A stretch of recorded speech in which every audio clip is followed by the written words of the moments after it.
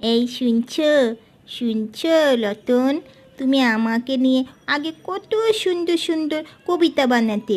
বিয়ে হওয়ার পর তো তুমি আমাকে নিয়ে কোনো কবিতাই বানাও না। এই আবার একটু কবিতা বলো না, প্লিজ প্লিজ।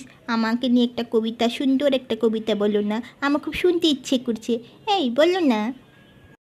হ্যাঁ, বিয়ের আগে তো অনেক সুন্দর সুন্দর কবিতা বানাতাম, কারণ মনটা সুন্দর ছিল, ব্রেনটা সুন্দর ছিল। এখন বিয়ে করে সংসারে ঝামেলা, এখনকার সুন্দর সুন্দর কবিতা আসে মাথায়? বলো, তুমি বলো।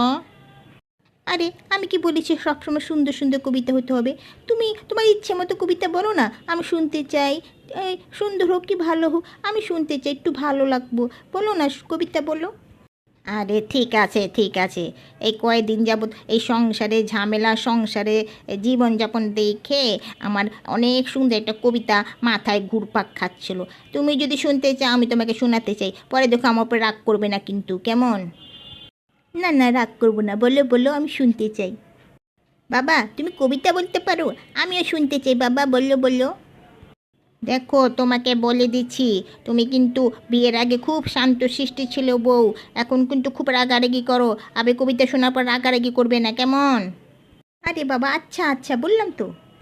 তাহলে শোনো, মেয়েরা জিলাপির মতো সোজা এবং মরিচের মতো মিষ্টি, মশার মতো ভদ্র এবং বানরের মতো শান্ত, কাকের মতো সুন্দর এবং ইলিশের মতো কাঁটাহীন, সাপের মতো দয়াবান এবং বাথরুমের মতো পবিত্র, শিয়ালের মতো বোকা এবং শয়তানের মতো সাধু, অ্যাসিডের মতো নিরাপদ এবং ফরমালিনের মতো খাঁটি।